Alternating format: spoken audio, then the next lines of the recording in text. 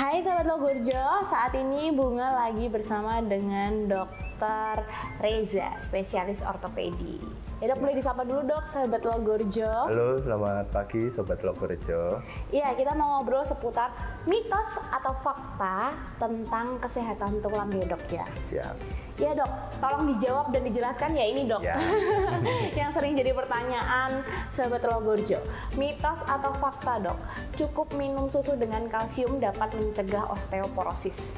Ya, sebelumnya untuk yang pertanyaan ini kita bisa anggap sebagai fakta. Kenapa?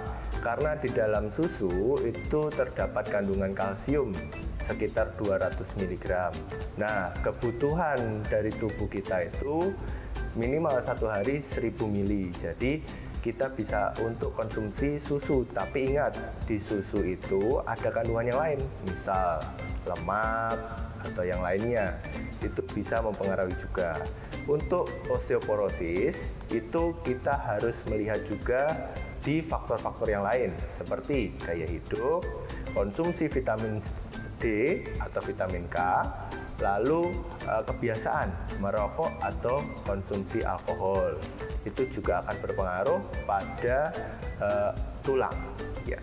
Oke, jadi fakta ya dok ya? Ya. Oke, pertanyaan yang kedua dok. ASI dapat menyerap kalsium, oleh karena itu wanita dapat dikatakan lebih cepat terkena osteoporosis. Jadi mitos atau fakta dok?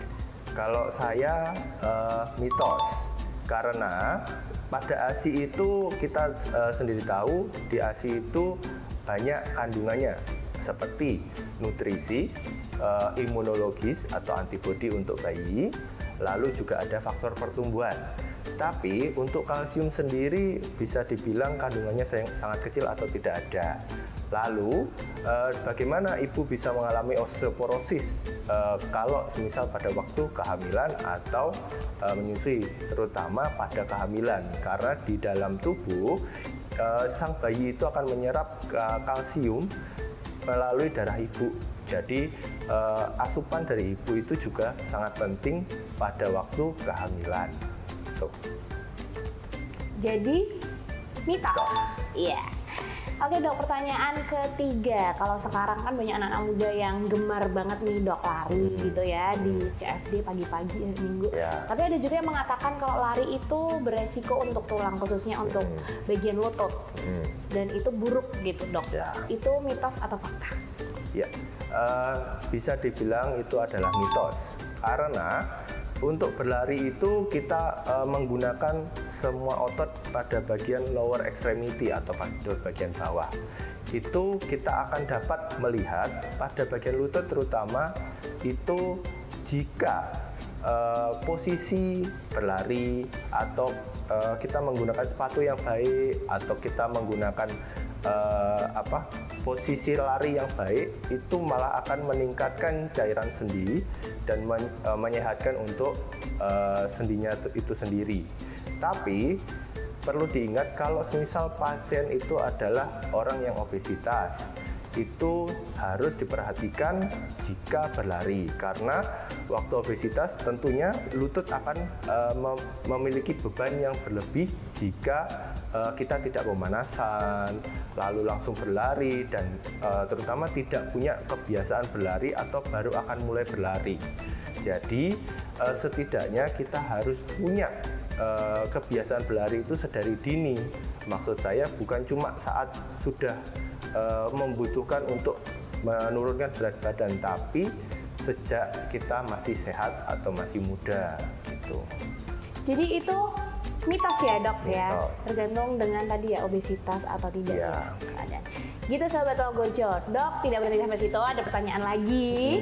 Untuk pertanyaan yang keempat, penggunaan tas punggung atau ransel dapat menyebabkan pembentukan kebungkukan tulang. Itu mitos atau fakta? Ya, kalau kita memakai ransel, itu kita lihat dulu bagaimana tipe ranselnya. Misal ada ransel yang cuma satu tali atau beratnya lebih dari 4 kilo atau beratnya itu lebih dari 10-15% dari berat badan kita sendiri, itu tentu akan mempengaruhi dari tulang punggung.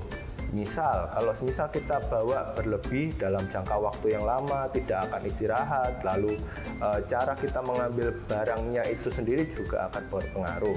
Jadi kalau misal kita mengambil barang tersebut yang kita anggap itu berat ya, jadi akan mempengaruhi tulang punggung sendiri. Jadi kita bisa merasakan nyeri pada punggung gitu. Jadi kalau semisal bisa dibilang fakta untuk kasus ini. Fakta. Oke dok, pertanyaan kelima. Kebiasaan membunyikan jari tangan itu dapat menyebabkan pengapuran pada sendi, mitos atau fakta? Ya, kalau pertanyaan ini kita bisa bilang itu adalah mitos. Karena kalau sendi berbunyi itu adalah pelepasan gas yang masuk ke dalam cairan sendi. Masuk misal di daerah jari itu nanti ada gas yang masuk ke dalam cairan sendi. Tapi dari penelitian terbaru, kalau kita misal membunyikan jari dibanding dengan orang yang tidak membunyikan jarinya, itu tidak akan berpengaruh pada kejadian osteoartritis atau peradangan sendi. Jadi pada kasus ini adalah mitos. Terima kasih. Oke sahabat Logorjo, tadi sudah dibahas dengan Dr. Reza mengenai kesehatan tulang, mitos atau fakta. Kalau sahabat Logorjo penasaran mitos atau fakta tentang kesehatan lainnya, bisa langsung aja tulis di kolom komentar atau langsung tulis di direct message Instagram. Nanti kita akan bahas di next session Logorjo mitos atau fakta lainnya. Sampai jumpa.